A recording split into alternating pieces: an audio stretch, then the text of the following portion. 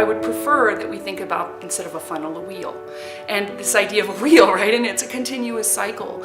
And the work as a marketer never stops. If you don't maintain that consistent relationship with your customer, you don't get that reoccurring revenue, which really is the way your business will stay in business. The wheel model is being used because it's a continuous cycle. It's a continuous relationship and cycle with the customer. What the wheel does is it allows the customer to explore products, to evaluate what they're looking at, right? To go out there and talk to others. What do you like? What does he like, she like?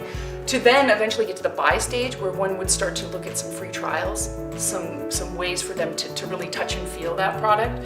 The goal is, after that, of course, that they install it. Once they've done that, perhaps it's a download, as I mentioned, on a transaction, the goal is to really engage them. To say, okay, you've used it in some capacity.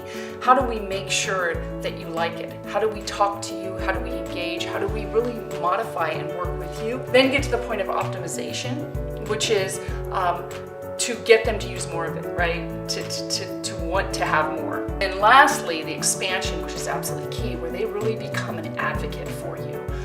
They are the ones out there as your sales force, for lack of better words, to really advocate for your product. And this is so important today because word of mouth is very much how people buy.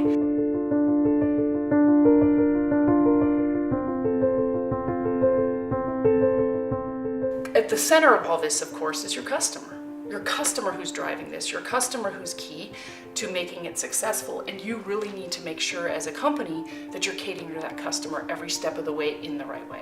Customers recognize that companies make mistakes. But the question is, how do you, as a company, fix that mistake? How do you fix the mistake? How are you honest about that mistake?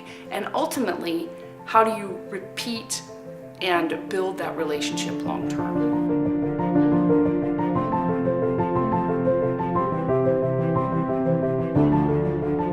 Crazy as it is, we like to talk about it like a marriage, right? People make mistakes in a marriage. The question, the key to a good marriage and a bad marriage is, are you willing as a spouse or a partner to forgive?